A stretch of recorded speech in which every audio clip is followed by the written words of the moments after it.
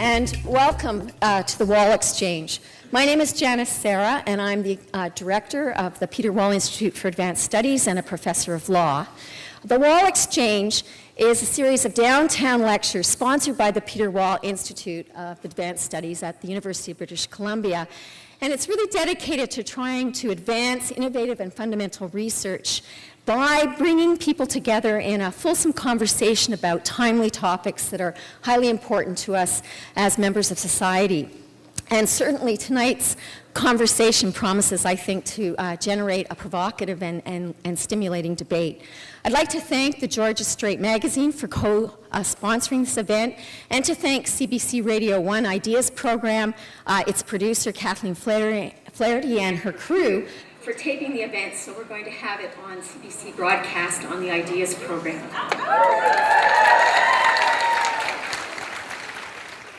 I would ask you to please turn your cell phone ringers off. I know people might be tweeting and things, but we'd really like not to have the noise. So just briefly to talk about the program this evening, Dr. Butler is going to speak for about 50 minutes. Charlie Smith will then serve as moderator for a 45-minute question and answer period. Charlie Smith is an accomplished journalist, senior editor of the Georgia Strait, and former associate producer of CBC Radio 1. It gives me great pleasure to introduce Judith Butler. Dr. Butler is the Maxine Elliott Professor in the Departments of Rhetoric and Comparative Literature and co-director of the Program of Critical Theory at the University of California, Berkeley. She holds the Hannah Arendt Chair at the European Graduate School in Switzerland.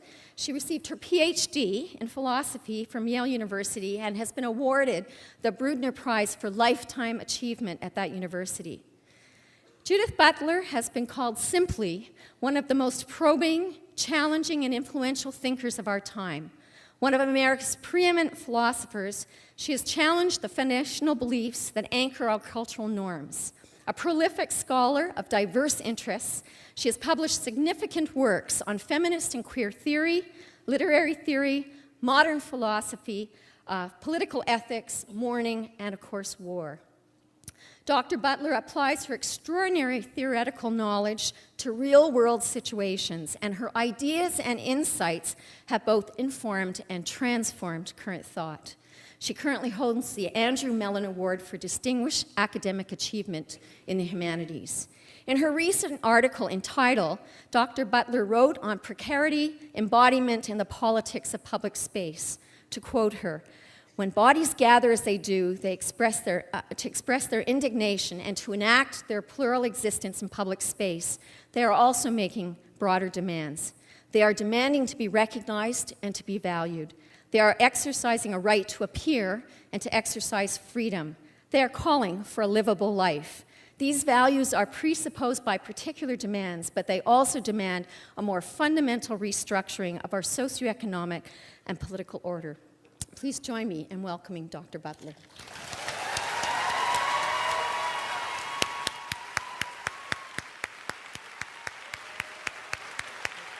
Thank you so much. Thank you.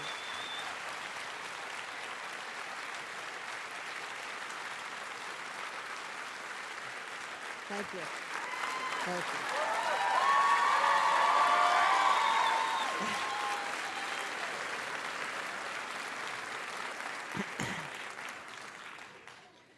Thank you very much. I'm enormously pleased to be here in Vancouver today.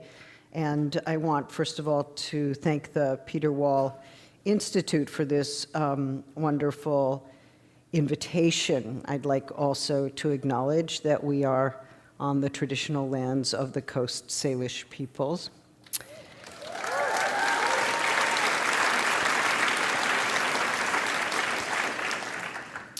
I'm particularly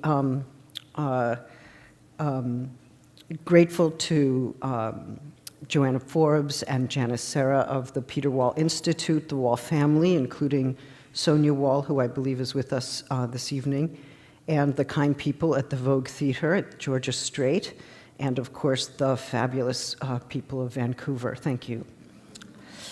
I have said that I would speak about bodies in the street, and That is surely what I plan to address, but I want to take a moment with you to pause and think about what such a lecture can be, and attempt to set aside some of the misconceptions that can easily arise from such a title. It may be thought that I will say that bodies in the street are a good thing, that we should celebrate mass demonstrations, and that bodies together on the street form a certain ideal of community or even a new politics worthy of praise. Though sometimes bodies assembled on the street are clearly cause for joy, even for hope, let us remember that the phrase bodies on the street can refer equally well to right-wing demonstrations, military soldiers assembled to quell demonstrations, and to forms of military occupation. So from the start, we have to be prepared to ask, under what conditions do we find bodies assembled on the street to be cause for celebration? Or what forms of assembly actually work in the service of realizing greater ideals of justice and equality?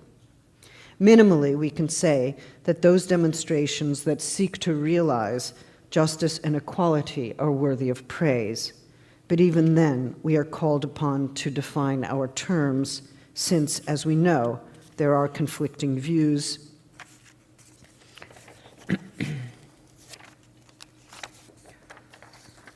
about justice, to be sure, and there are many disparate ways of thinking and valuing equality.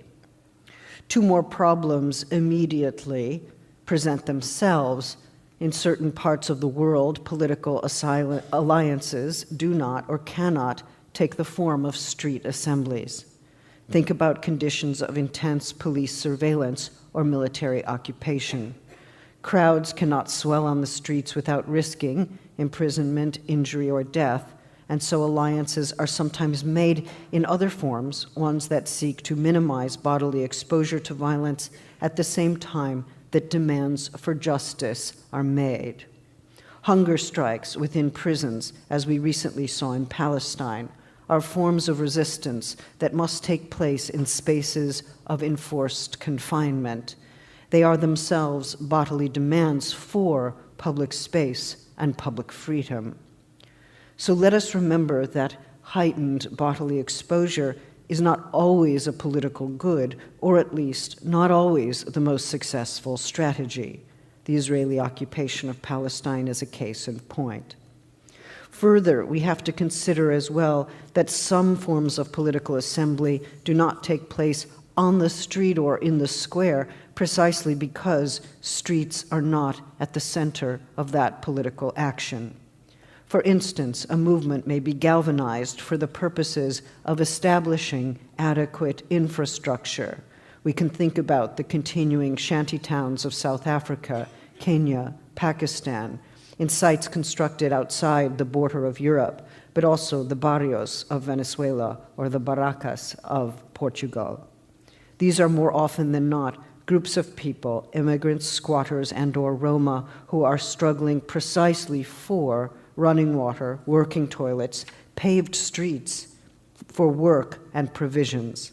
Indeed, the street is not the only site that we can take for granted for certain kinds of public assemblies, because the street is also a public good for which people fight, an infrastructural necessity that forms one of the demands of certain forms of mobilization, and I would add certain forms of mobilization against precarity. And yet I think we can see that in such situations, with or without streets, some basic requirements of the body are at the center of political mobilizations. We could certainly make a list of those. Bodies require food and shelter, protection from injury and destruction, freedom to move, employment, healthcare. Bodies require other bodies for support, for passion, for survival. And it matters what age those bodies are and whether they are able-bodied, since in all forms of dependency, bodies require not just one other person, but social systems of support that are complexly human and technical. But if I say this, then another set of questions emerges. Are we speaking only about human bodies? And can we speak about bodies at all without the environments, the machines, and the complex systems of social interdependency upon which they rely, which form the conditions of their existence and survival? And finally, even if we come to understand and enumerate the requirements of the body, do we struggle only for those requirements to be met, or do we struggle as well for bodies to thrive?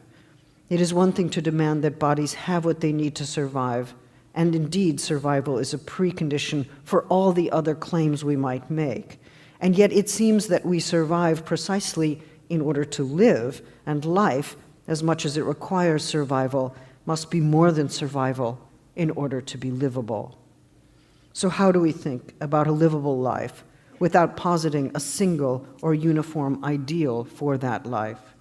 It is not a matter, in my view, of finding out what the human really is or what the human really should be, since it has surely been made plain that humans are animals too, and that their very bodily existence depends upon systems of support that include human and non-human dimensions. So to a certain extent, I follow my colleague Donna Haraway in asking us to think about the complex relationalities that constitute bodily life, and to suggest that we do not need any more ideal forms of the human, but rather complex ways of understanding those sets of relations without which we do not exist at all. Perhaps I've gotten ahead of myself, or perhaps I keep lagging behind the topic that forms the purpose of my remarks this evening. But I wanted to pause at the beginning to make sure that there are no unnecessary misunderstandings. Although there are those who will say that active bodies assembled on the street constitute a surging multitude, one that in itself constitutes a radical democratic event or action, I am only partially in agreement with that view. There are all sorts of surging multitudes I don't want to endorse, and they would include racist or fascist congregations and mass movements. I don't think the point of politics is simply to surge forth together, constituting a new sense of the people, although sometimes for the purposes of radical democratic change, which I do endorse and for which I struggle, it is important to surge forth in ways that claim and alter the attention of the world. Something has to hold together such a group, some demand, some felt sense of injustice, some lived experience of the possibility of change, and that change has to be fueled by a resistance to minimally existing and expanding inequalities, ever-increasing conditions of precarity for many populations, both locally and globally, resistance to forms of authoritarian and securitarian control that seek to suppress democratic movements. On the one hand, there are bodies that assemble on the street or online or through other less visible networks of solidarity, especially in prisons, whose political claims are made through language, action, gesture, and movement, through linking arms, through refusing to move, to forming bodily modes of obstruction to police and state authorities, in making contact in ways that are difficult to trace. And in this sense, we can say that these bodies form networks of resistance together, remembering that bodies are not just active agents of resistance, but also fundamentally in need of support. So those movements, when they work, provide provisional support in order to facilitate the broader demand for forms of support that make life livable. So on the one hand, bodies assemble precisely to show that they are bodies, and they let it be known politically what it means to persist as a body in this world, what requirements must be met for bodies to survive, and what conditions make a bodily life, which is the only life we have, finally livable. So on the one hand, as I'm saying, bodies form in networks of resistance. On the other hand, as I hope to make clear, bodies form in order to produce not only structures of support and independency, but to evince or enact ideas of community and equality for which the movement struggles. It's not only or primarily as abstract subjects bearing rights that we take to the streets. We take to the streets because we need to walk or move there. We need streets to be structured so that whether or not we are in a chair, we can move there, and we can move there without obstruction, harassment, administrative detention, fear of injury, or death. If we are on the street, it is because we are bodies that require infrastructural support for our continuing existence and for living a life that matters. So if I caution against an easy celebration of active bodies, I'm also cautioning against the idea that activism requires that we think of the body only as active, as agentic. If the body were by definition active, then we would not need to struggle for the conditions that allow the body its free activity in the name of social and economic justice. And though I do not want to rest easily with an idea of the body as vulnerable, or indeed as passive, I do think that we cannot understand the forms of interrelationality that constitute our bodily lives if we do not understand the complex relation between vulnerability and those forms of activity that come to constitute our political resistance. Indeed, even in the moment of appearing on the street, we are vulnerable. This is especially true for those who appear on the street without permits, who are opposing the police or the military or other security forces. One is shorn of protection, to be sure, but this does not mean that one is reduced to some sort of bare life. On the contrary, to be shorn of protection is a form of political exposure, at once concretely vulnerable and potentially defiant. How do we understand this connection between vulnerability and defiance within activism? Of course, feminist theorists have, for a long time, argued that women suffer social vulnerability disproportionately.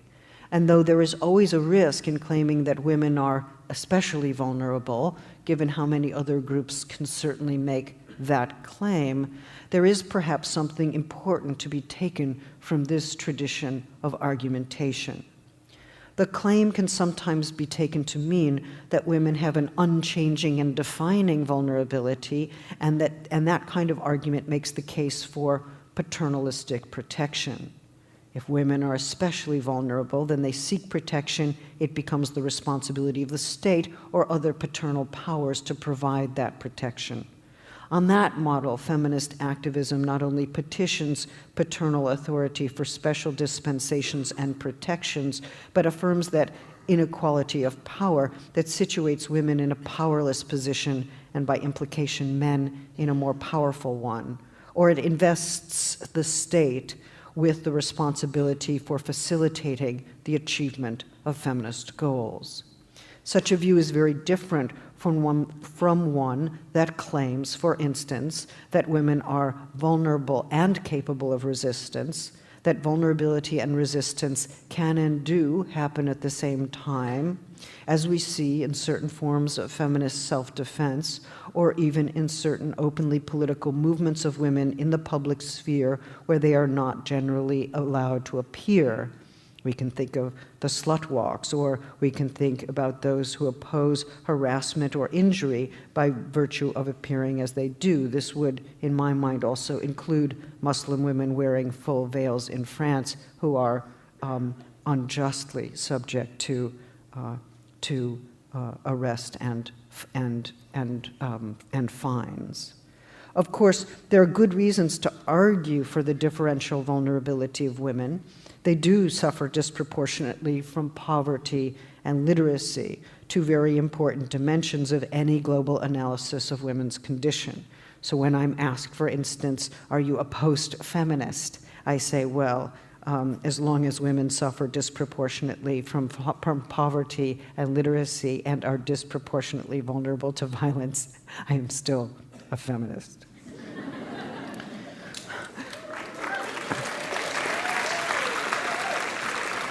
So the question that emerges and forms the focus of my question here is how to think about the vulnerability of women in conjunction with feminist modes of agency, and how to think both in light of global conditions and emerging possibilities of global alliance. This task is made all the more difficult as state structures and institutions of social welfare lose their own resources, thus exposing more populations to homelessness, unemployment, illiteracy, and inadequate health care.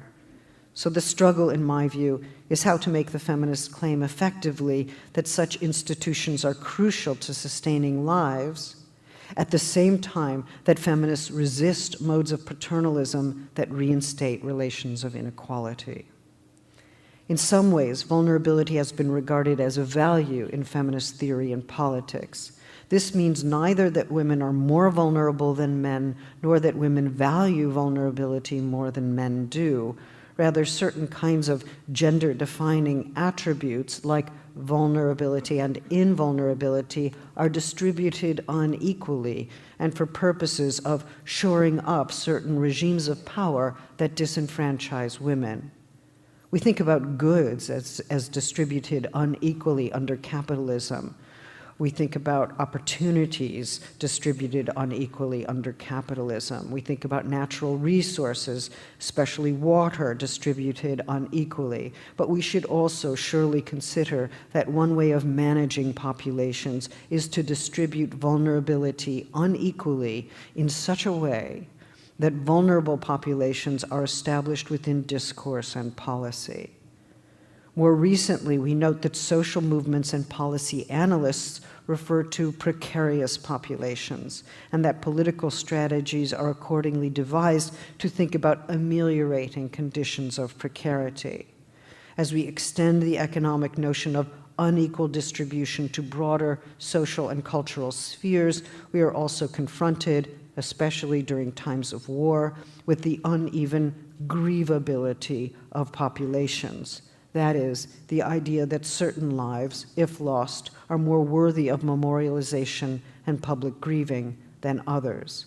Populations targeted for injury and destruction in war are often considered ungrievable from the start, but so too are populations whose labor is episodic and precarious, or who are considered abandoned through systematic forms of negligence.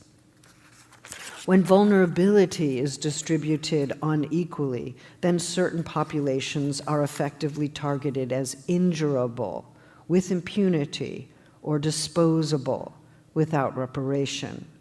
This kind of explicit or implicit marking can work to justify the infliction of injury upon them, as we see in times of war or in state violence against undocumented citizens. Or we can see such populations as responsible for their own position, or conversely in need of protection from the state or other institutions of civil society. It's important to note that when such redistributive strategies abound, then other populations, usually the ones orchestrating or affecting the processes of redistribution, posit themselves as invulnerable, if not impermeable, and without any such needs of protection. This approach takes vulnerability and invulnerability as political effects, unequally distributed effects of a field of power that acts on and through bodies. If vulnerability has been culturally coded feminine, then how are certain populations effectively feminized when designated as vulnerable, and others construed as masculine when laying claim to impermeability?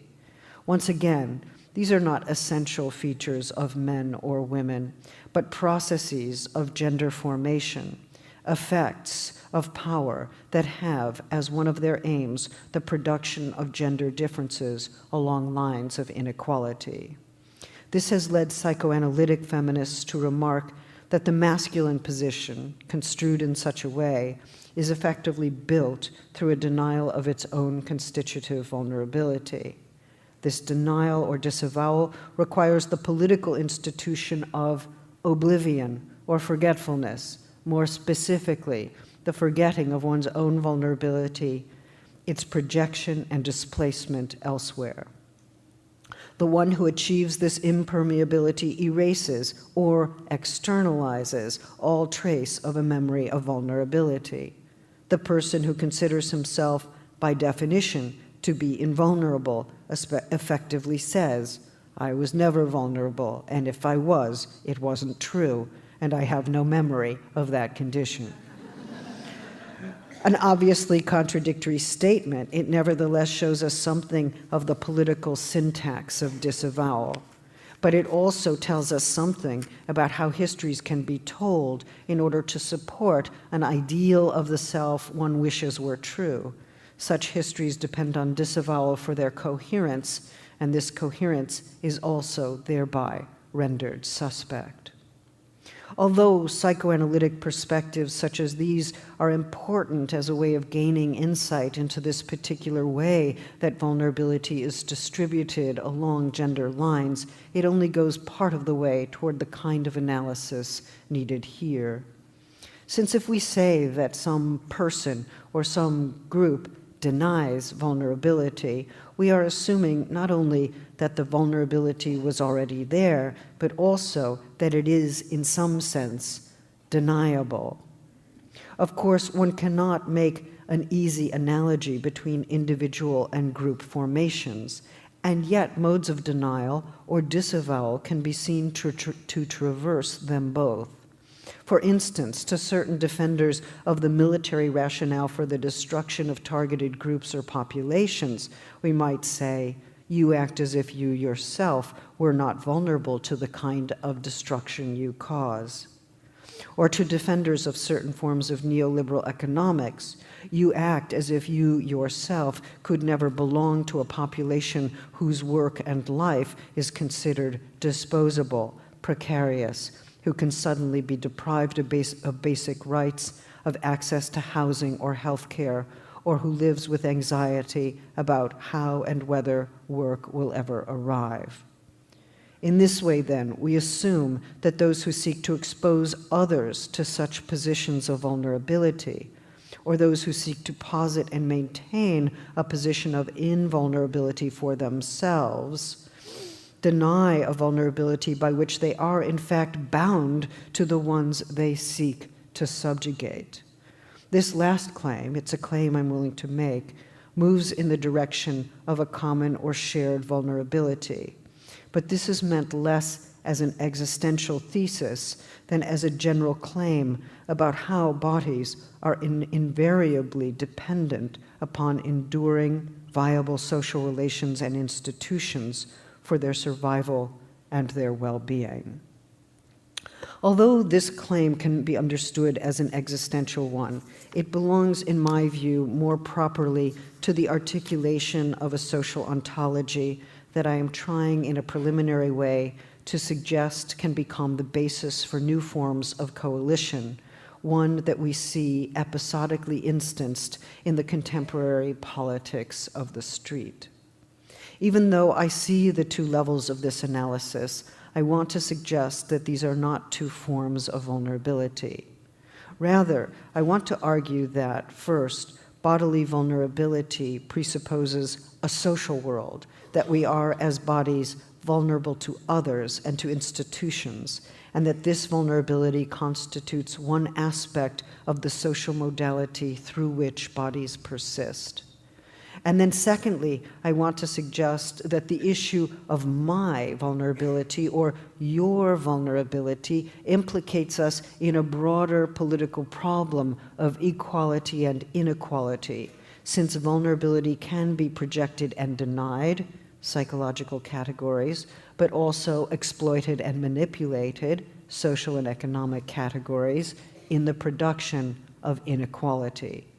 This is what is meant by the unequal distribution of vulnerability. Vulnerability constitutes one aspect of the political modality of the body, where the body is surely human, understood as a human animal. Vulnerability to one another, that is to say, even when conceived as reciprocal, marks a pre-contractual dimension of our social relations.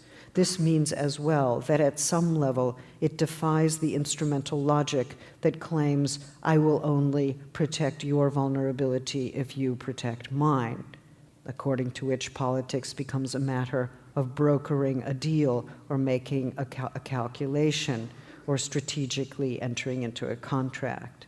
In fact, it constitutes the conditions of sociality and political life that I would argue cannot be contractually stipulated, and whose denial and manipulability constitutes an effort to destroy or manage a condition of potential equality. I don't mean to suggest by this last formulation that there's a single subject sovereign who allocates vulnerability differentially or unequally. These modes of allocation and even disavowal can be built into institutional rationalities and strategies, and so become forms of power that operate without the conceit of a single deciding subject. And so efforts to challenge and contest these issues, something that happens more often than not under the name of precarity, takes aim not only at individuals who make policy, but more fundamentally at the forms of rationality, representation, and strategy that inform this condition. So the way this differential allocation of vulnerability works doesn't always presuppose a dyadic frame. One person or group does something to another. On those occasions when there are groups who do not appear at all or who do not count, whose bodies do not matter, then the institutionalized forms of effacement at issue cannot readily be described through recourse to the category of the subject. So it's not that one subject does this to another, whether the subject is understood as singular or plural. It's rather that a set of strategies produce the situation in which a population cannot appear as a subject at all. In the US, for instance, the history of Native peoples tends to fall into this category, and the history in Canada is, of course, related yet distinct. Native peoples are described and given discursive life through national narratives about the founding of the Americas, and yet this very description, these very narratives, more often than not become the means of effacement. As we know, since Spain was an imperial power before the US, that the colonization of the Americas brought with it acts of slaughter and killing that are regularly denied on what is still called in the US Columbus Day. And now, of course, there is a popular movement that has achieved rather widespread success in renaming that day Indigenous Peoples Day. When we speak about effacement, we are also speaking about the regulation of memory and entering into another formulation of disavowal. Excuse me. There was no slaughter or radical dispossession, and even if there were, I do not remember it, or there is no reliable archive, or it is not among the histories that any of us know or tell. But if we were to enter that history into a comparative study of genocide or a comparative history of forcible displacement, then we would see how the killing of whole populations in Congo and Nazi Germany and Armenia in the early part of the 20th century, or the more recent histories of the disappeared in Chile, Argentina, or even the political murders of Franco's Spain, regularly become matters for historians to dispute. Will there be an institutionalized memory or not? And in such cases, it's not a matter of memory as something that is held in the mind by someone who has experienced this destruction directly. Rather, it is a memory that is maintained through historical record, through discursive and transmittable means, through documentation, image, and archive. To preserve the memory of the vulnerability of bodies under such conditions requires a form of memorialization that must be repeated and reestablished over time and space. And this means that there is no one memory, that memory is not finally a property of cognition, but rather that memory is socially maintained and transmitted through certain forms of documentation and exhibition, through media. In this sense, we might say that the historical vulnerability of those who were exploited, whose land was confiscated, or whose lives were lost is always at risk of disappearing. This is why Walter Benjamin thought that a struggle must be waged for the history of the oppressed, precisely because under modern conditions, that history runs the risk of disappearing always into oblivion. It is this Benjaminian maxim that was and is enacted by the Madres de Plaza del Mayo, who beginning in 1977 started to meet every Thursday in that large square in Buenos Aires, the site of Argentina's government, publicly to protest the disappearance of their children, those suspected of activism against the dictatorship. Illegally and persistently, they walked in nonviolent demonstrations, taking back public space and even making use of their public exposure as mothers precisely to defy the regime. As they walked, they chanted, "We want our children, we want them to tell us where they are." The Madres said, no matter what our children think, they should not be tortured, they should have charges brought before them, we should be able to see them, visit them. The movement and numbers of women whose children had disappeared grew, and in their weekly demonstrations, in those demonstrations, some carried pictures of the missing children. Later, they wore white scarves to symbolize the white dove of peace, which they argued can unite all women. And yet this movement was neither primarily identitarian nor maternalist. It opposed the brutality of the regime, and even when the regime finally fell in 1983, they continued weekly, and even continue now, with other generations joining them, to protest any forgetting of that brutality, and for trials that will bring all the torturers to justice. Suffering, memorialization, and political resistance mark that ongoing public demonstration, and yet it is also a demonstration that claimed public space when it was forbidden, and claims it still, maintaining it as a political right. So I hope I am now able to make clear at least 2 points about vulnerability that seek neither to idealize nor to discount its political importance. The first is that vulnerability cannot be associated exclusively with injurability, that all responsiveness to what happens, including the responsiveness of those who document the losses of the past, is a function and effect of vulnerability, of being open to a history that is not told, or being open to what another body undergoes. We can say that these are matters of empathy, but I want to suggest that part of what a body does, to use the phrase of Deleuze, derived from his reading of Spinoza, is to open onto the body of another or a set of others, and for that reason, bodies are not self-enclosed kinds of entities. They are always, in some sense, outside themselves, exploring or navigating their environment, extended and even sometimes dispossessed through the senses. If we can become lost in another, or if our tactile or visual or auditory capacities comport us beyond ourselves, that is because the body does not stay in its own place, and because dispossession of this kind characterizes bodily life more generally. It is also why we have to speak sometimes about the regulation of the senses as a political matter.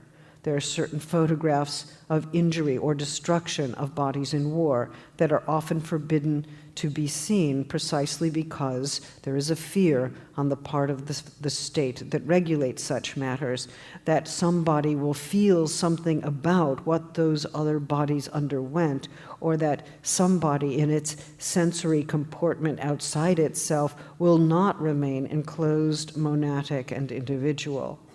Indeed, we might ask what kind of regulation of the senses, what I would call modes of ecstatic relationality, might have to be regulated for individualism to be maintained as an ontology required for both economics and politics. This is also why certain forms of public documentation in print and media, in museums and art spaces, or even the art space of the street, become important in the battle against historical oblivion. My last point here is that the body can and does become a site where the memories of others are transmitted.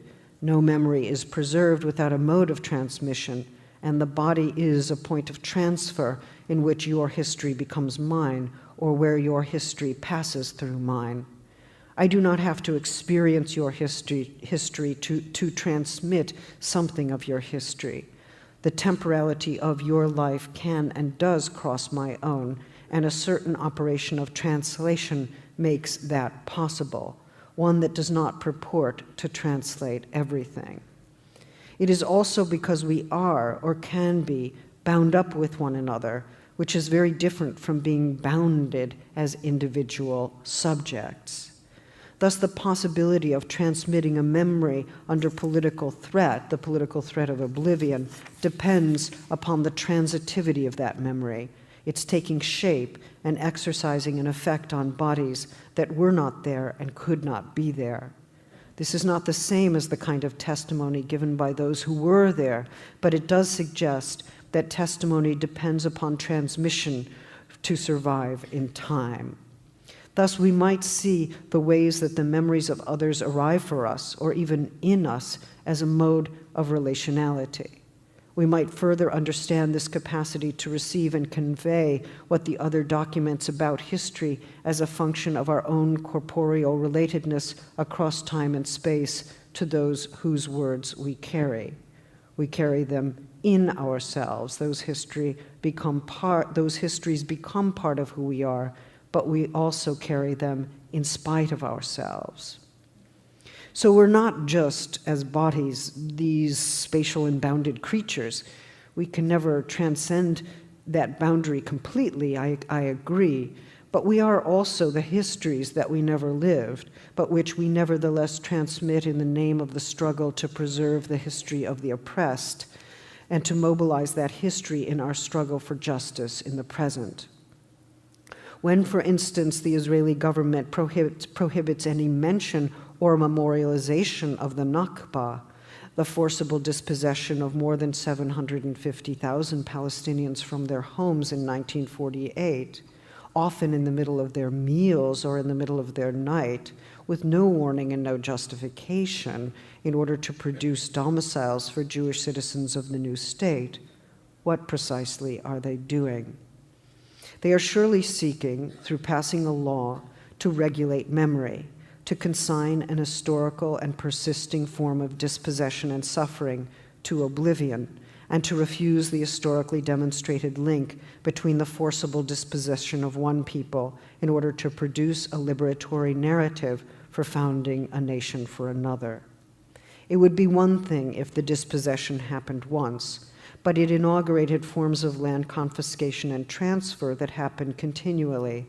And as we see in the expansion and legalization of the illegal settlements, indeed all the settlements are illegal, the redrawing of territorial lines, and the new demands for loyalty oaths on the part of Palestinians to Israel as a Jewish nation, and even in the now very public debate about transferring those Palestinians who still live within the boundaries of Israel to the occupied territories.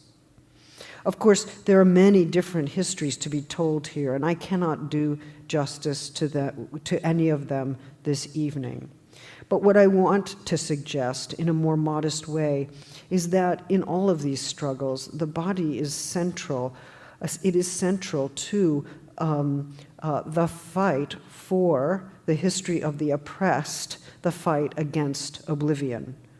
What has happened to bodies is being transmitted through various media, and those who openly struggle against the effaced past are themselves in a bodily position of vulnerability, being impressed upon by a history, and in this sense, being outside themselves, even in spite of themselves, as they carry what belongs to others.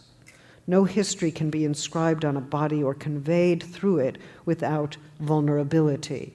An inscription makes the body bend, cave, suffer, and respond, even take new form in light of that pressure. The body then is to be thought not as substance and enclosure, but perhaps as site of injurability, receptivity, passionate exposure, even ethical transport. So I propose to return now to the question of vulnerability and to understand what relation it might have to contemporary coalitions and how the body figures prominently in any idea of coalition we may imagine for the present. Although we often speak this way, I do not think we can consider vulnerability as a purely contingent circumstance. Of course, it's always possible to say, oh, I was vulnerable then, but I'm not vulnerable anymore. Sometimes that's even true. And we say that in relation to specific situations in which we felt ourselves to be at risk or injurable.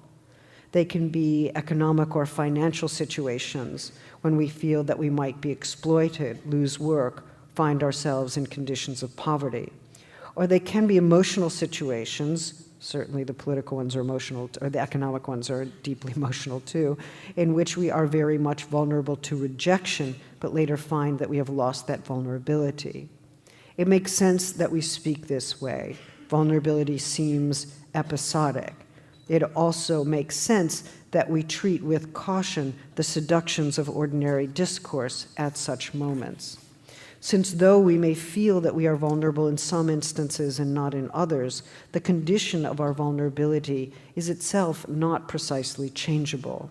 At most, there are times when our vulnerability becomes apparent to us, but that is not the same as saying that we are only vulnerable at those times. We can be vulnerable without knowing it, and indeed, that not knowing it is part of vulnerability itself. Vulnerability cannot be understood restrictively as an affect restricted to a contingent situation, nor can it be understood merely as a subjective disposition. As a condition that is, I would suggest, coextensive with human life, understood as social life, understood as creaturely life, and as bound to the problem of precarity, vulnerability is the name for a certain way of opening onto the world. In this sense, it not only designates a relation to the world, but it asserts our very existence as a relational one. To say that any of us are vulnerable beings is to establish our radical dependency not only on others, but on a sustainable world. This has implications for understanding who we are as passionate beings, as sexual, as bound up with others of necessity, but also as beings who seek to persist and whose persistence can be and is imperiled when social, economic, and political structures exploit or fail us. Drawing on the work of Hannah Arendt, Adriana Cavarero, the Italian philosopher, tells us that one of the key moments of politics, what we might even identify as its constitutive ethical moment, is the emergence of the question, who are you? We ask this question implicitly or explicitly when we seek to bring a population into discourse or establish a language of representation.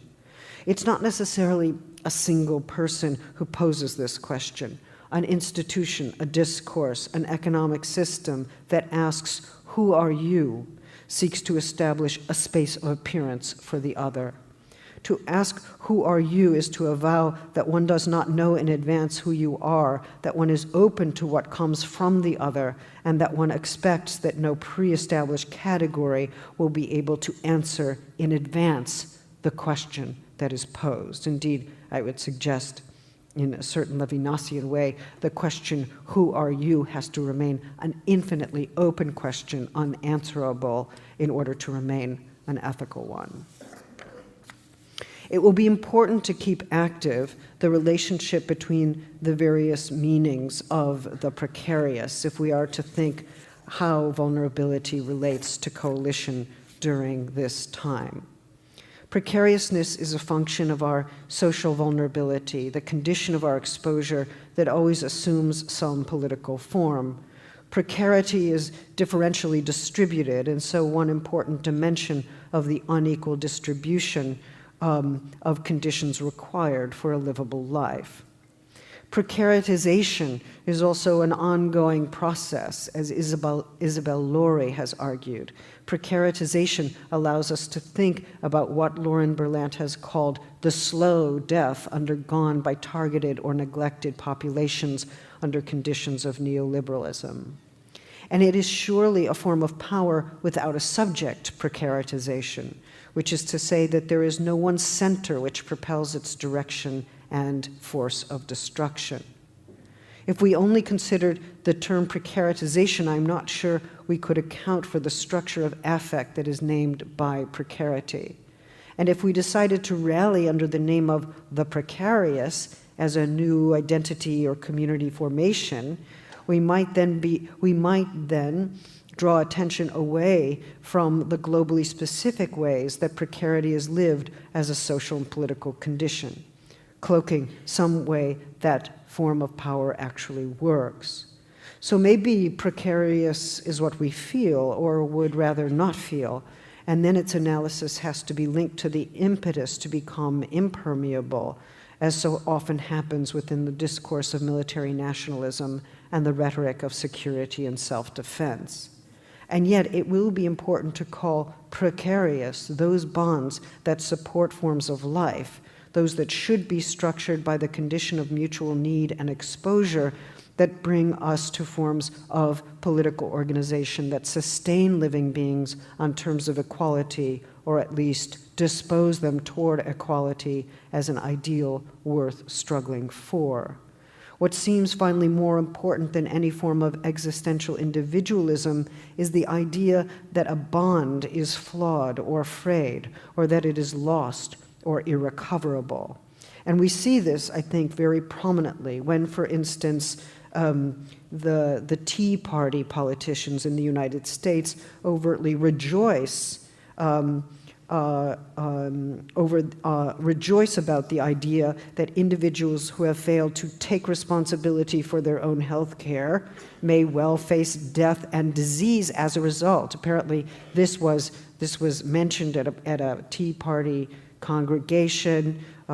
People who don't take responsibility for their own health care will face death and disease as a consequence of their lack of responsibility, and the group rose up and clapped joyously, joyous clapping, rejoicing.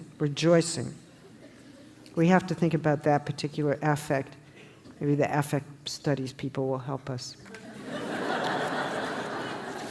Okay, at such moments, I want to say, at such moments, a social bond has been cut or destroyed in ways that deny a shared precariousness, the very particular ethos and politics that ideally should follow from that is one that underscores local and global interdependency and actively resists the radically unequal distribution of precarity and grievability.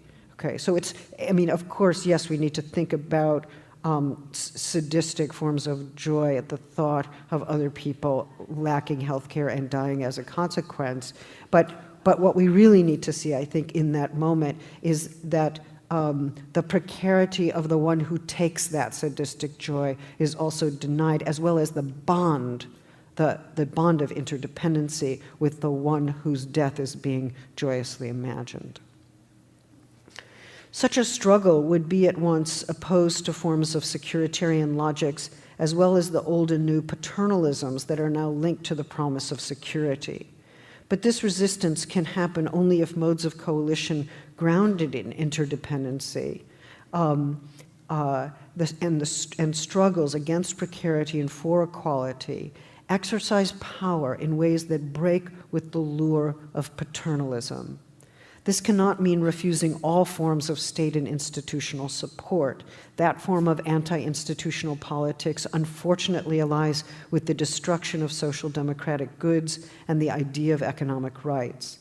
And these forms of destruction, the destruction of those goods and rights, are precisely those that are being, of course, undertaken and produced by neoliberalism and securitarian politics alike. So, yes, one must struggle for social democracy, but in the context, I would suggest, of a radical democratic politics, and they are different. We cannot presume that interdependency is some beautiful state of coexistence. It's not the same as social harmony. Inevitably, we rail against those on whom we are most dependent, and there is no way to dissociate dependency from aggression once and for all. These may not even be happy alliances or particularly joyous coalitions, but they are constituted from the insight, I would say, the insight from the condition of a pre-contractual set of relations that pertain to social embodiment.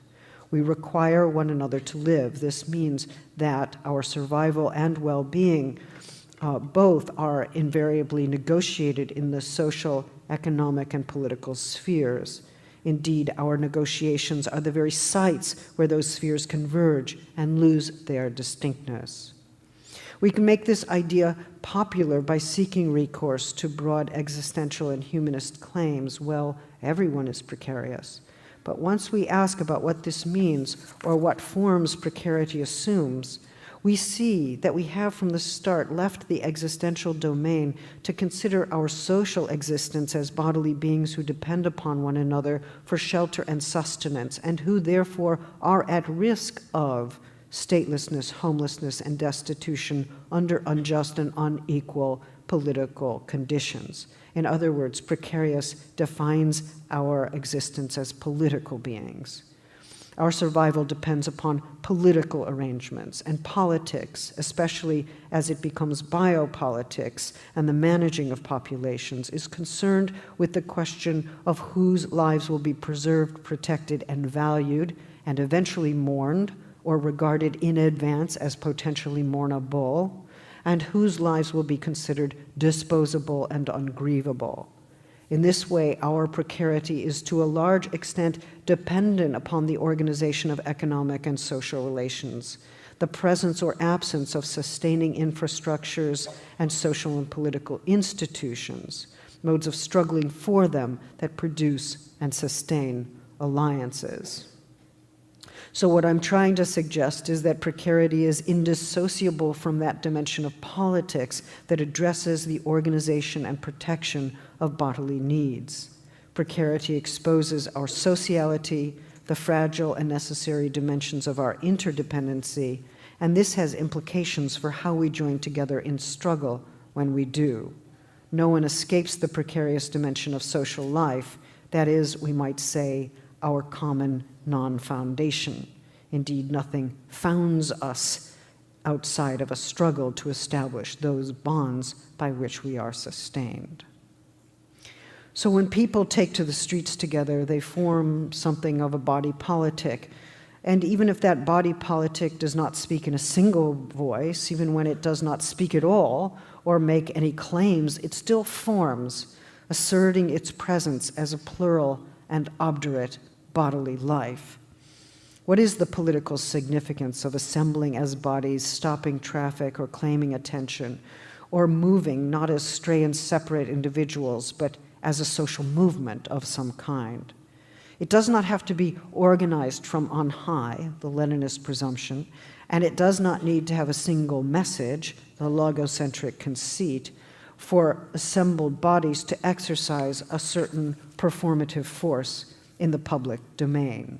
The "we are here" that translates that collective bodily presence might be read as "we are still here," meaning we have not yet been disposed of. Such bodies are precarious and persisting, which is why I think we have always to link precarity with forms of social and political agency where that is possible. When the bodies of those deemed disposable assemble into public view, they are saying, we have not slipped quietly into the shadows of public life. We have not become the glaring absence that structures your ordinary life. In a way, the collective assembling of bodies is an exercise of the popular will and a way of asserting in corporeal form one of the most basic presuppositions of democracy, namely that political and public institutions are bound to represent the people and to do so in ways that establish equality as a presupposition of social and political existence.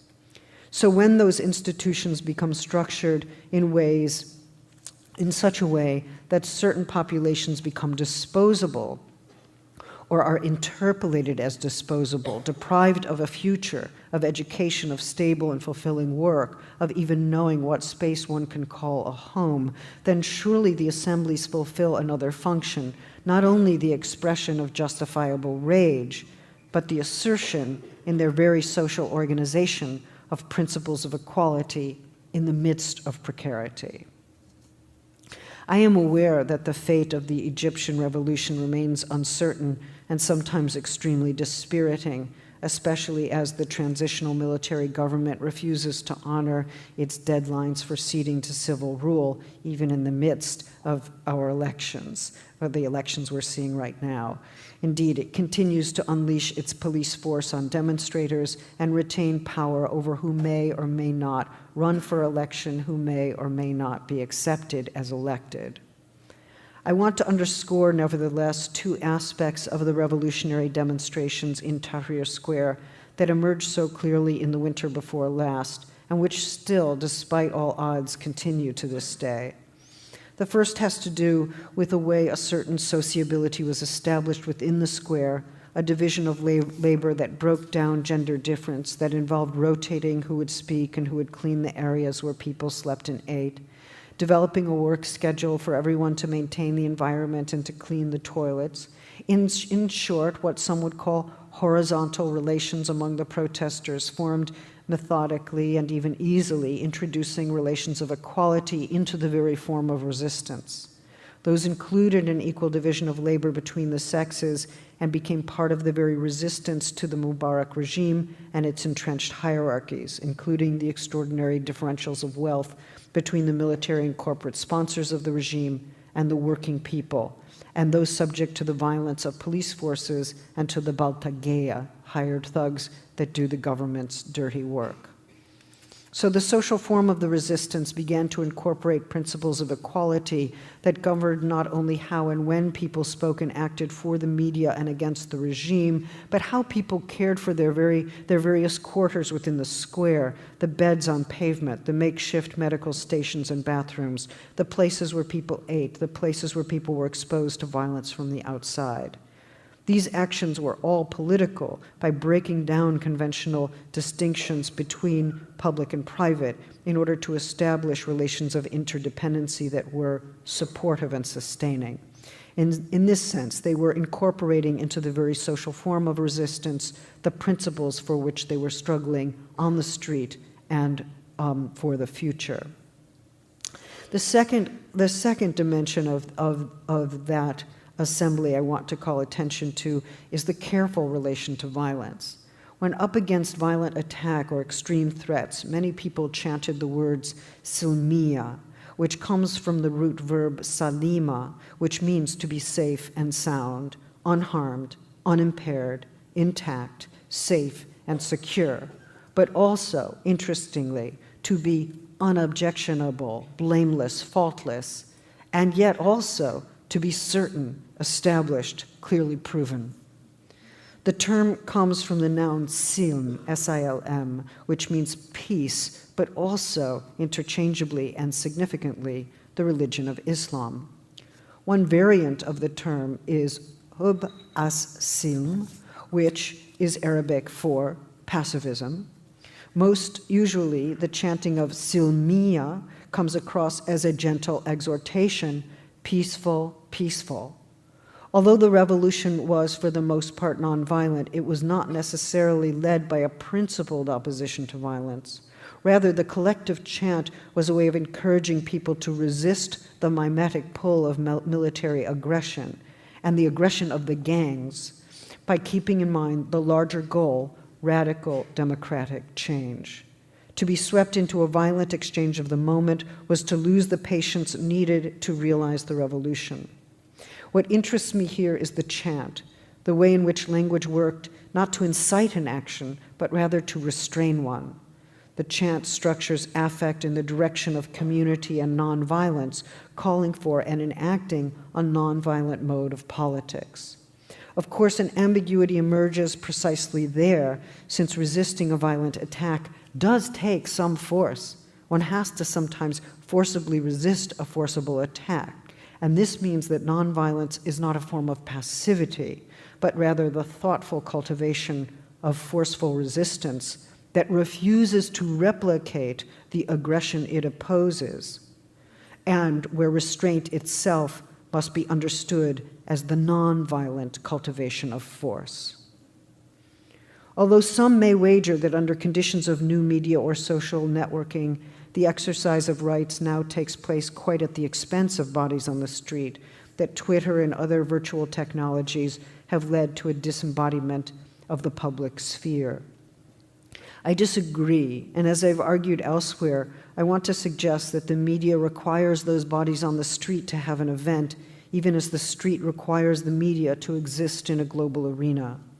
But under conditions when those with cameras or internet capacities are imprisoned or tortured or deported, then the use of the technology effectively implicates the body. Not only must someone's hand tap and send, but someone's body is on the line if that tapping and sending gets traced. In other words, localization is hardly overcome through the use of a media that potentially transmits globally. And if this conjuncture of street and media constitutes a very contemporary version of the public sphere, then bodies on the line have to be thought as both there and here, now and then, transported and stationary, with very different political consequences following from these two ways of being positioned in space and time. Finally, then, bodies on the street are precarious. They're exposed to police force and sometimes endure physical suffering as a result. The risk is there, and it seems to be increasing now that police regularly clear out the encampments of the Occupy movement through forcible means, or clamp down on free assembly supported by laws and policies that claim that free assemblies are security risks. One way to obliterate a fundamental right. Those bodies are also obdurate and persisting. They insist on their continuing and collective there-ness or here-ness, and in these recent forms, organizing themselves without hierarchy, and so exemplifying the principles of equal treatment they are demanding of public institutions. In this way, those bodies enact the message performatively, even when they sleep in public, or when they organize collective methods for cleaning the grounds they occupy, as happened both in Tahrir and Zuccotti Park. If there's a we who assembles there, at that precise space and time, there's also a we that forms across the media that calls for the demonstrations and broadcasts its event. So some set of global connections are being articulated, a different sense of the global from the globalized market. And some set of values are being enacted in the form of a collective resistance, a defense of our collective precarity and persistence in the making of equality and the many-voiced and unvoiced ways of refusing to become disposable. When this happens, we act from a sense of precarity. We also act against a sense of precarity. We act in coalition, and often in unchosen proximities to people we've never chosen to be close to. Indeed, in a situation where a pre-contractual interdependency is at work. Sometimes this is experienced as a relief and an exhilaration. Sometimes it is uneasy and conflicted, but it is, in my view, always necessary and sometimes promising and alive. Thank you.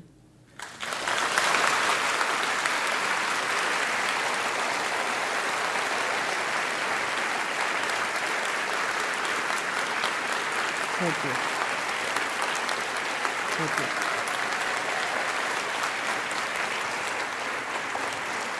Thank you. Thank you.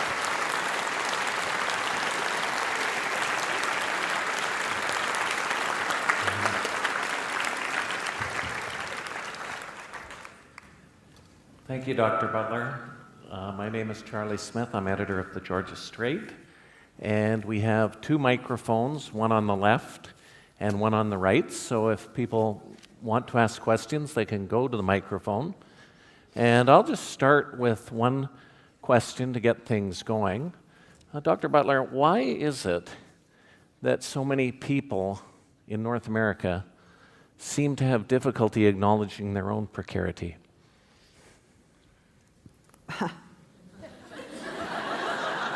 Would you agree with that, though?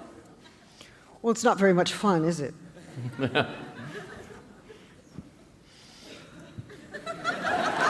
I can follow up with another question.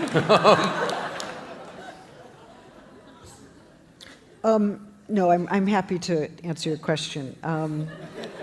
Although I'm not sure I could answer in a satisfying way, but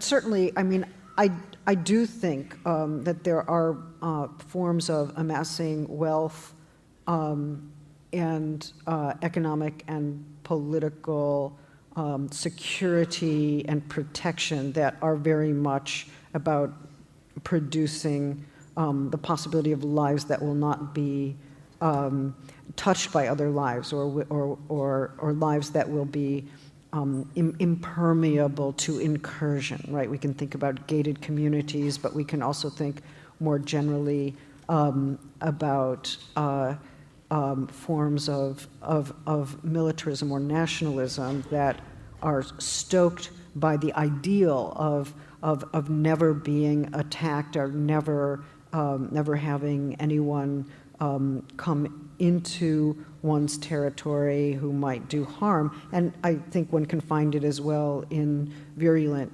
anti-immigration discourses.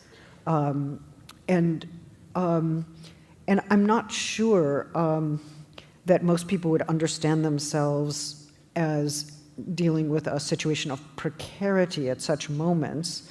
But in fact, I think that there's a specter of being destroyed, or of being destabilized, or of being penetrated or aggressed upon that does suggest a level of enormous political anxiety that focuses on the body and the capacity of the body to be suddenly aggressed upon, or to be entered, to be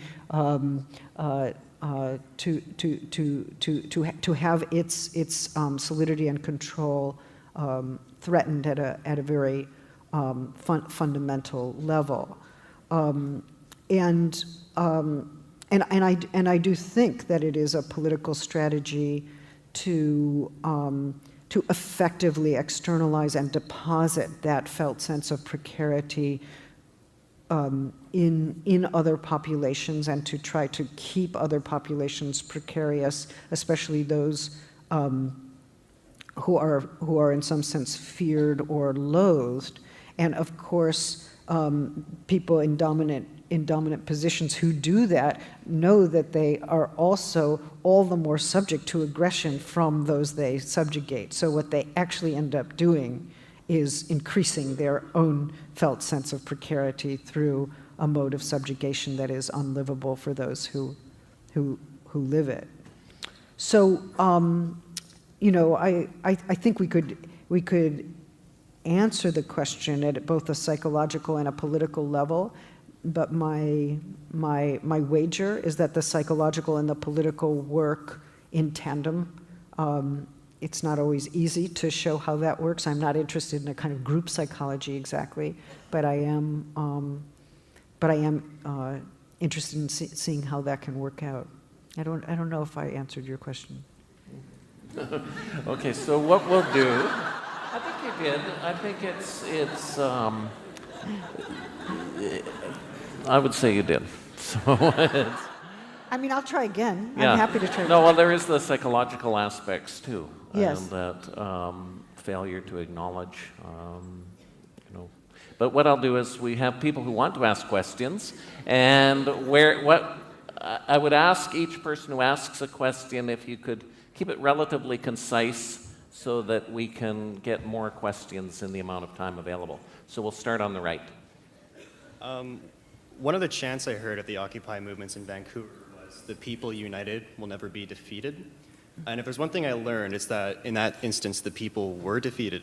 And maybe you might disagree with me, but we need only refer to our mutual friend Hegel and the battle between the law of the heart and the way of the world to graph onto this. See, what I think can be characterized is the fact that we have the law of the heart, the occupiers, keeping in reserve the virtue, the fact that the people will never be defeated, while the way of the world will always triumph over that because of the nature of it being a sham fight to this extent. My question is this Hegelian characterization correct? And if so, to what extent will these occupiers and these carceral archipelagos need to traverse the fantasy that nonviolence can actually edify radical democratic change? Okay, my guess is that others heard you better. You were standing just a little bit too far away from that microphone for me. But I understand it, but I got it that it was very articulate, but I'm just...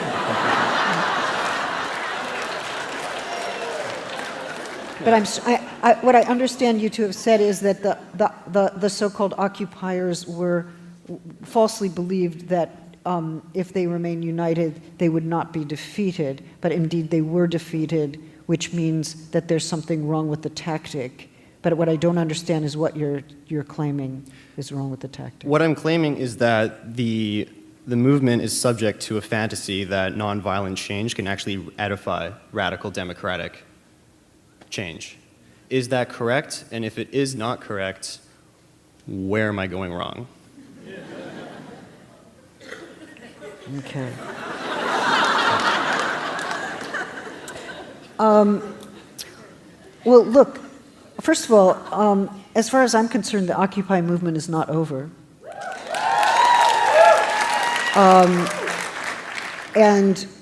But the Occupy movement has to work through certain kinds of in an episodic way.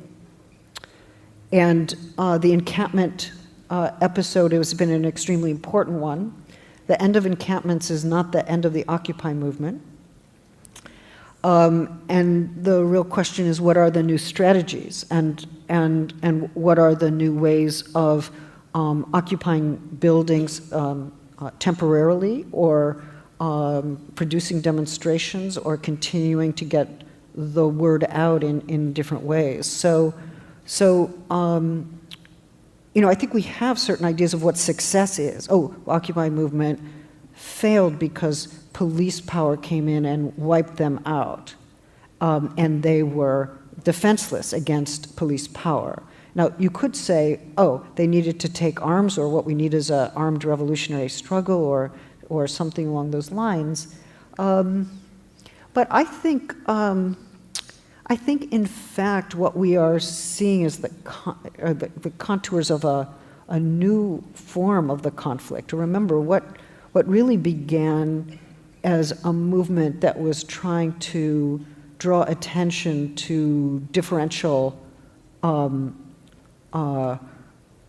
levels of wealth, and in particular showing that the rich are getting richer and fewer, and the poor are getting larger and poorer, suddenly found itself up against police power, right? And the analysis of police power and the resistance to police power was not at the forefront of the movement, and suddenly became at the forefront of the movement when public space was taken back by the state time and again through forcible police action. So now, and it seems to me that in many of the student movements as well, which are to a certain degree linked to Occupy and to a certain degree independent, we're also seeing police action against free assembly. And I gather the new Montreal law has actually now effectively criminalized protest as a kind of security threat, which is, to me, extremely frightening. So the real question for me is, okay, what now? we're not just dealing with differentials in wealth, we're also dealing with a set of economic and state powers that are invested in the destruction of dissent and legal assembly through using the violent arm of the state, which is the police, and those police forces are increasingly in several cities, as we know, being trained by military forces. So we actually have the militarization of the police and the criminalization of protest happening at the same time, which means that the analysis of power and the ways of resisting that power are going to have to adapt. But we're in the middle of a process. We're in the middle of a process. And it's also a problem because traditional modes of civil disobedience and nonviolent resistance are no longer being recognized as legitimate. So, for instance, on the Berkeley campus, when people handed, they actually, gave the police their wrists, thinking, okay, handcuff me, take me away, this is what's done, this is what happened in the civil rights movement, they were thrown to the ground and beaten. Which is an historically really important moment, given free speech at Berkeley, because what it effectively says is that traditions governing nonviolent civil disobedience are no longer being honored. It seems to me that the only way to overcome that kind of militarization and criminalization of protest is through making protest more indomitable, making it larger, making it global, making it overwhelming, so that the actual legitimacy of the state is called into question. I think we would have to have a longer discussion about violence and nonviolence. And what I was trying to suggest briefly today is that nonviolence is not just passivity, it is the cultivation of the force of resistance. And in that sense, it involves bodily action, pressure, and presence. And it is not simply taking it. But we need more time for that. Okay. The next question on my left. Okay, I don't know if this is a big question or if it's actually a pretty straightforward question, but just thinking about leftist politics, it is related to the last question on Occupy. Any kind of leftist or progressive politics, whatever we want to call it, it seems to obviously be, when it's up against right-wing politics, it's necessarily fragmented because of our recognition of difference within a group. And then I've often thought of your notion of strategic essentialism in terms of a way of bringing a group together. And then something like Occupy, I just kind of want to ask you with kind of a phrase, we are the 99%, as a kind of example of what I understand to be strategic essentialism. I would ask, do you think that has proven a kind of politically efficacious form of the use of strategic essentialism, or do we lose something in something like we are the 99%? Well, I don't think we are the 99% is strategic essentialism, because it doesn't say that our being 99% is essential to who we are, or is the only basis on which we mobilize together. I think, in fact, it seeks to be a kind of umbrella term that is supposed to actually include all kinds of differences without asserting economic oppression as more primary than all other forms of oppression.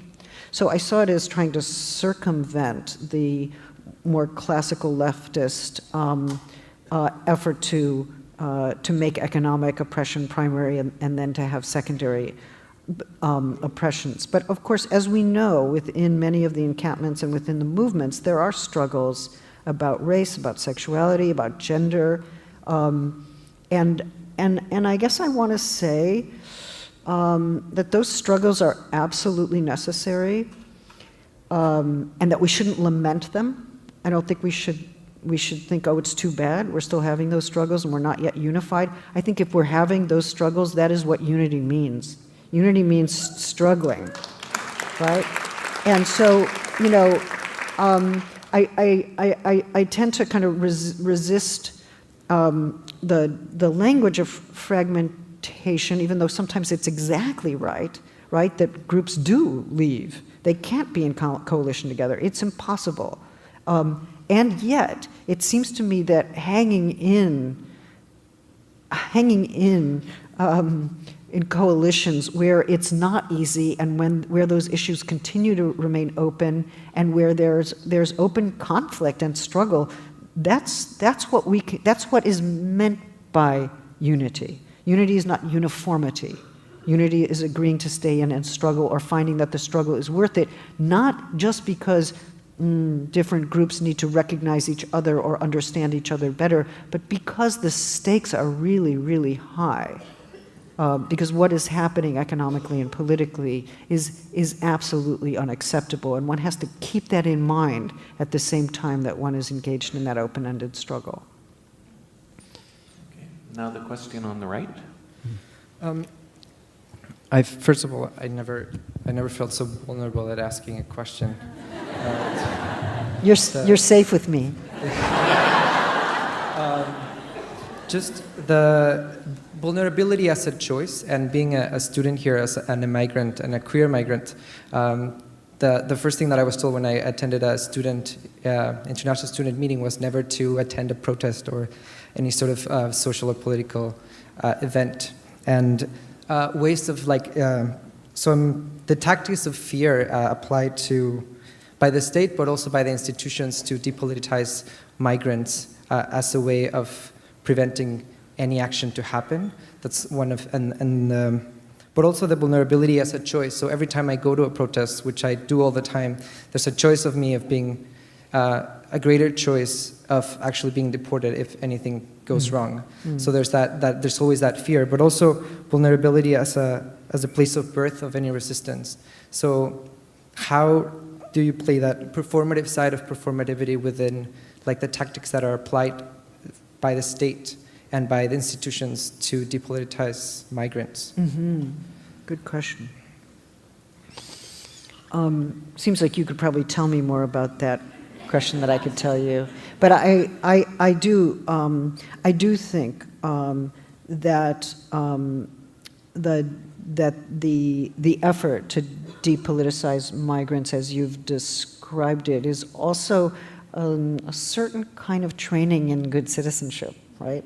And we have to ask what version of citizenship is being inculcated at such moments, and whether you're also being asked to accept implicit forms of censorship as the precondition of your membership. And that's really tricky. You don't even need a law to say you may. I mean, of course, there's the problem of the law, but there doesn't even have to be an explicit censoring.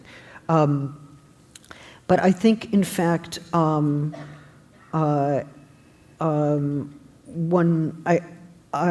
had these conversations with students on the East Coast in the U.S. Who did a number of public actions. They were undocumented, and they did public actions that did put them in a precarious position, but also drew attention to the precarious position they were in, and which was for them not acceptable, right? And so we have to think about both dimensions of that. And what was interesting is that certain students could do it, and those were the ones who, for whatever reason, felt that their chances of deportation were less, or that they were possibly protected by the institutions they were part of, or who were willing to take the risk for whatever reason. And others felt they could not do that, but wanted to support the effort in ways that didn't necessarily put their own bodies on the line. And let's remember that every public demonstration requires its non-public support system, right? There's a non-public support system. And there's a way to be supportive and to be, to be assisting and to be active in ways that feel manageable, depending on what the level of political risk really is for the individual or for the group. So I don't think there's one. I don't think there's simply one form of being mobilized on that issue, and one has to, no one can prescribe to you what risk to take, but if someone tells you never to take a risk, then you have to wonder what norm is being inculcated at such a moment.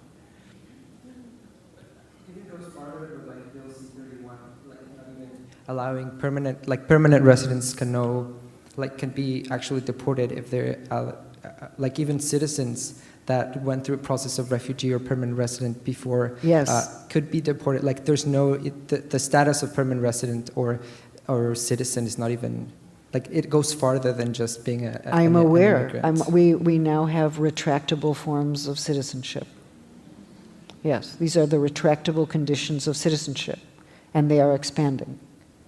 And that is hugely worrisome and very, very difficult. I understand that. Okay, we'll go to a question on the left. Hi, Dr. Butler. I don't have a specific question, but I was wondering if you could speak to what you said earlier in your lecture about the link between feminization of different nations and, I'm totally drawing a blank here. The vulnerability of those nations. So just the link between the two, I was wondering if you could speak briefly about those, because I was curious about that. Well, I suppose, let me just, clarify that I think, in a way, I'm saying two things at the same time, and I want to be able to say them both. And one is that vulnerability is something like a shared condition that cannot be denied. And I also want to say that vulnerability is a condition that is denied all the time. I don't think we can deny what is not, in some sense, there. The link that I was making in my own mind was one of physical safety. I don't know if physical safety? Yeah, because physical safety is a concern for many women. I mean, it's a concern for everybody. But I was wondering if that was something that you were thinking of when you made those links. Well, what I did have in mind is that certain forms of torture that took place under the Bush administration involved efforts to feminize the bodies of Arab men in outsourced prisons, and I think that it's a very complex issue, the way in which torture worked to emasculate at the same time that it identified or consolidated the idea that that those who are tortured are homosexual or women. Like you become a homosexual, you become a woman by being tortured, and that the effect of the torture was to do that. So it was operating within that idea that the worst possible social position or the position of intense vulnerability would be that of a homosexual or of a woman. So that kind of subservience was what you... Well, that kind of inability to protect yourself against violent assault. Okay, thank you. Okay, so we'll have two more questions. One over here. We'll have three more. Yeah. Okay. Thank you. I just wanted to know what your thoughts were on the connection between physical violence in protests, whether on the side of protesters or the authorities, and its connection with vulnerability. So, for example, could it displace the vulnerability of those protesters, or does it rather reveal the vulnerability of both the protesters and the otherwise impermeable authorities at the same time? Or just what your thoughts were generally between the connection on physical violence in protest and the vulnerability which you spoke of? Okay.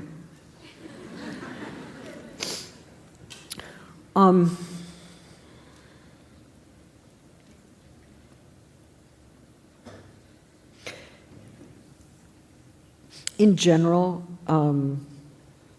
I think I support nonviolent forms of resistance. At the same time, I want to say that one of the most important things for me as and indeed for many people in my generation was learning forms of self-defense, and that I wouldn't be okay on the street if I didn't know that I had skills of self-defense. When we think about self-defense, and we think about it on the street, we think about it in demonstrations, we think about it when a policeman is coming at you with a baton, or when you are being sprayed. Of course, there's a right to self-defense, and the question is, what form does that take? And what I'm most interested in are collective forms of support at moments of police attack, so that people, they link together to make it difficult for the attack to take place, or they support one another, or they actually catch each other, or interpose themselves in front of one another. There are ways of thinking about self-defense not just as an individual practice, which many of us had to learn, but also as a kind of collective practice. And it's a delicate and difficult practice. And I don't think anyone can completely prescribe it in advance, although there are a lot of people who have worked on this for a very, very long time. And there are other social movements to reference at this moment, especially in South Africa. So I think using the body as a force to stop a blow, or to deflect a blow, is extremely important. At what point does that become a blow? What's the defense, and what's the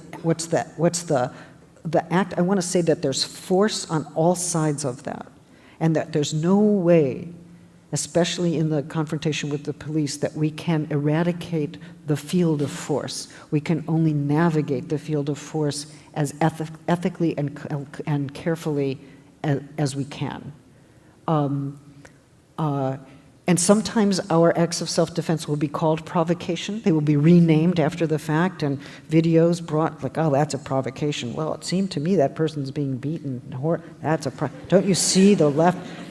But there's no way to control it, especially in the visual, documentation. There's no way to fully control how it will signify.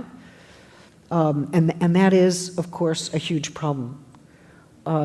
And I'm also aware that politically self-defense works in some ways that I don't agree with, right? So that highly militarized nations can say they had to assault a population out of self-defense, or they use self-defense to legitimate every act of aggression. So self-defense can become an alibi for aggression.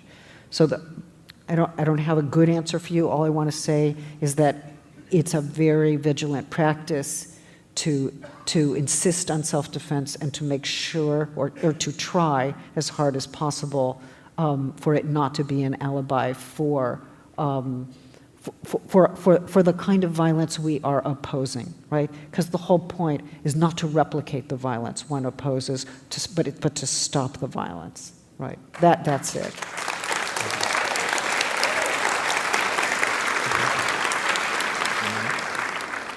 I was just wondering if you could explain, when you say that the Tea Party, for example, has a vicious appreciation for the vulnerability of the other, of those who are not going to be able to afford health care and such, And you say that that actually exemplifies their own vulnerability and the fragility of their own states.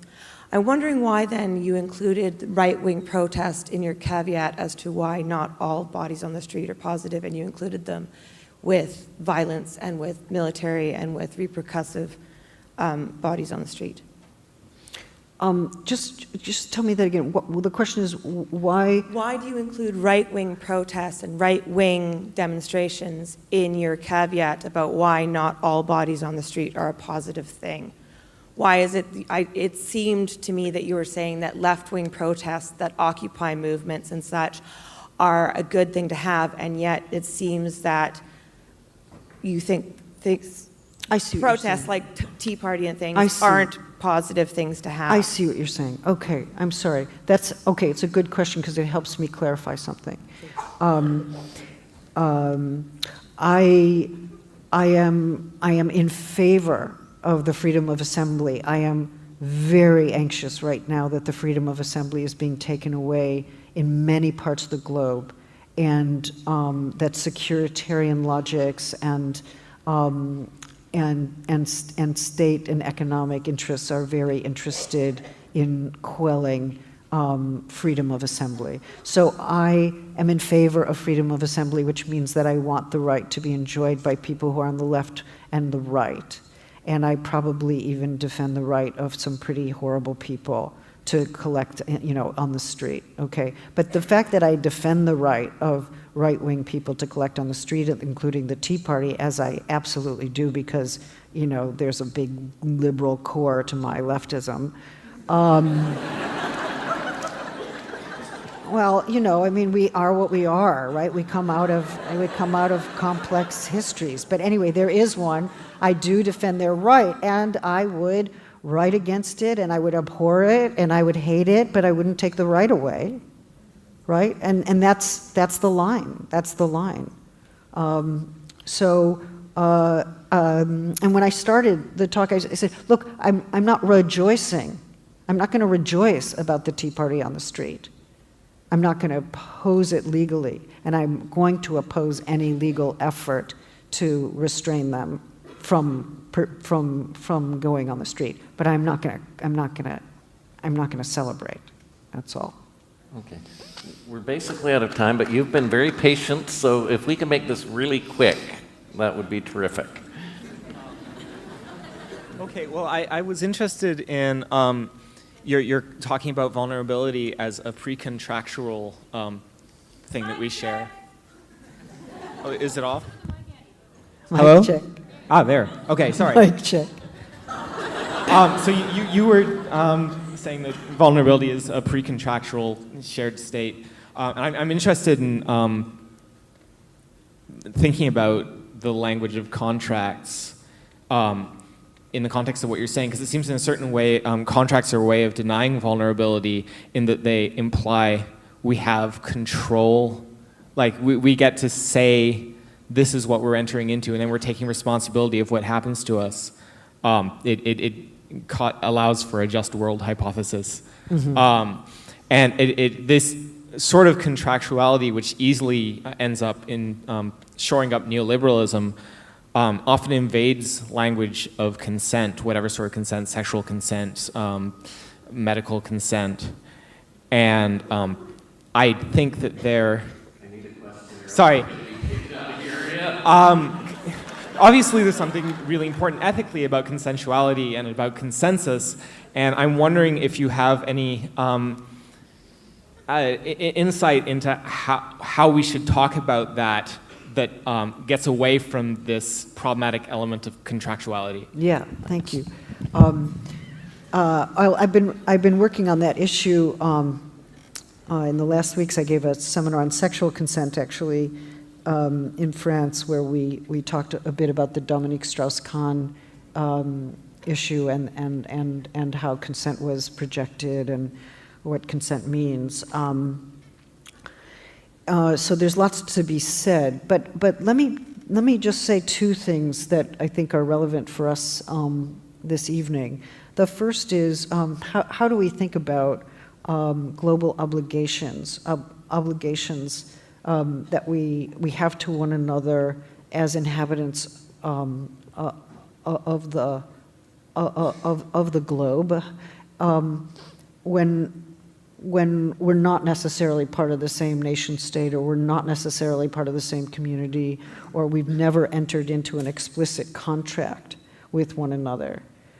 And it seems to me that it cannot be the case that we're only ethically obligated to those with whom we are already contracted, i.e., those who belong to the same nation state that we have agreed to join, or that we've been born into and legalized within. We have to think about ethical obligations and political obligations in ways that exceed the terms of contract. It's also true that most forms of contract, not all, tend to individualize those who enter into them, or certain forms of social contract tend to produce ideas of the nation state which are exclusionary. So that produces two problems. What are my extranational obligations, and who am I when I am not just an individual? Am I not related to others in ways for which I need a different kind of political vocabulary? So that seems terribly important. But, you know, it's always possible to say, well, I mean, if you think about what happens in sexually progressive circles, where people, they make arrangements to have this or that kind of sexual relationship, and they enter into a contract, and everyone agrees, and then, you know, something happens, and someone finds that they're horribly vulnerable in a way that they had no idea, and they didn't expect it all, and they can't be in that contract, and whatever made them think they could be in that contract. And I mean, it's something we all know, right? And it's a kind of, and I also think it's a kind of leftist conceit that, oh, well, we can find the ideal form, and then we consent to the ideal form, and then we live the ideal form because we think it's right, and then we find that it's radically unlivable. So what would it mean? What would it mean, say, in a context like that, to return to a different kind of question, like, what are the conditions of livability, right? What are the conditions of livability, and how to communicate them, and how to live them, right? Which, without going back to completely conservative structures, or thinking, oh, I guess that social form is actually right. No, I mean, it's really to, instead of asking what it is rationally I believe I should be able to do, what are the concrete conditions of livability? I want to say that this question is something that not only pertains to sexual life and the organization of sexuality, but it does pertain to the organization of our ethical and our political bonds, especially with those, you know, we don't know or never chose, right? I mean, in a way, we are vulnerable in ways that we can't be accommodated by ideas of choice and knowledge that are presupposed by contract. We are already, and before any question of choice, vulnerable to others in ways that in effect define us as bodily and social beings. And I'm trying to think, what does that say about our global responsibilities, and how might we rethink ourselves as global creatures in light of such a claim? Thank you for your attention. Thank you.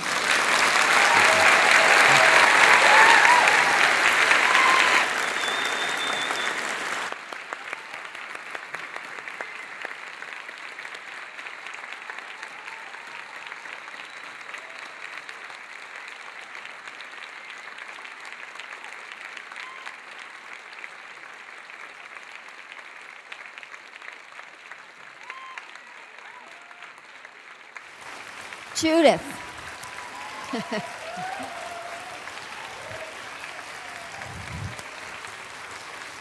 Judith, on behalf of all of us, thank you for an extraordinary evening. an extraordinary conversation. Thank you to Charlie and the Georgia Strait.